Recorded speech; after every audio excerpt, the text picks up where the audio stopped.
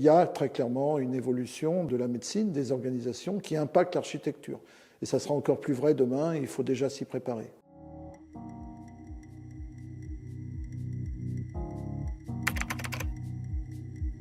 De la réflexion qu'on peut avoir avec un prisme de médecin sur les grands enjeux auxquels on va être confronté, qui vont modifier nos organisations médicales et donc impacter les schémas directeurs immobiliers des établissements de santé. On est en train d'écrire notre projet stratégique qui nous projette sur qu'est-ce que sera le CHU dans 10 ans et qui va permettre d'anticiper justement et de faire le lien avec les schémas directeurs immobiliers.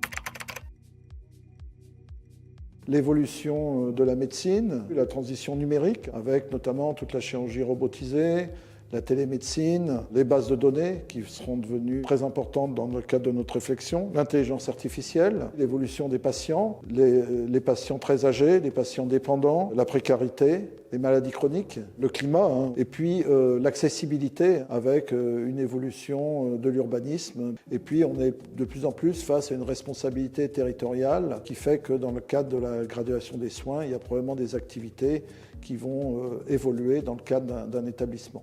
Et en ce qui concerne les CHU, il y a le lien avec l'université. On doit réfléchir à un schéma directeur immobilier commun entre le CHU et l'université.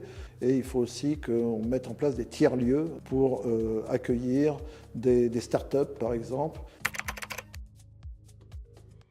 Historiquement, les hôpitaux étaient construits sous forme pavillonnaire, où chaque discipline avait son propre pavillon et pour finir était sur un même site, mais vivait sa vie et était isolé. Aujourd'hui, il faut qu'on réfléchisse à partir des parcours patients. On peut par exemple réfléchir à mettre en place des plateaux de consultation qui soient pluridisciplinaires. Au lieu d'avoir des services de chirurgie par discipline, il y a très clairement une évolution de la médecine, des organisations qui impactent l'architecture. Et ça sera encore plus vrai demain. Il faut déjà s'y préparer.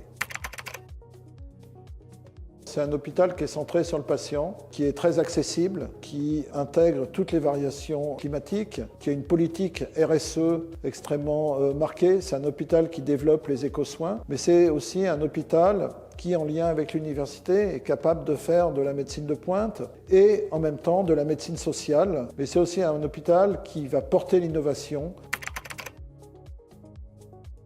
Aujourd'hui, il y a des méthodes d'intelligence collective, le design thinking notamment, qui permettent d'intégrer de façon collective tous les soignants, les patients et de réaliser donc des schémas directeurs immobiliers, des plans, des réalisations architecturales en intégrant tous les prismes et les besoins. Et je trouve qu'aujourd'hui, dans la réflexion architecturale, on se pose bien mieux la question de qu'est-ce que sera l'hôpital de demain? Quels seront les grands enjeux? Quelles seront les grandes transitions auxquelles il faudra faire face?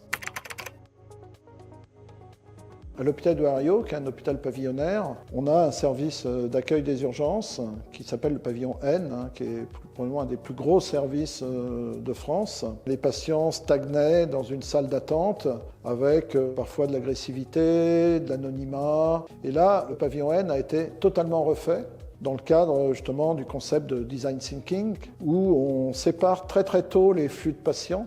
On absorbe le même volume de patients, voire plus, avec des flux qui sont triés très en amont et beaucoup d'améliorations, très clairement, y compris sur les indicateurs durs, comme les délais de prise en charge, la satisfaction des patients. Il y a beaucoup plus de confidentialité, beaucoup plus de respect des patients. En modifiant l'architecture d'un bâtiment, on améliore la qualité des soins, la prise en charge des patients. Nous vous donnons donc tous rendez-vous le 12 décembre à 18 h à l'Hôtel Dieu, qui était un des grands bâtiments hospitalo-universitaire du CHU de Lyon.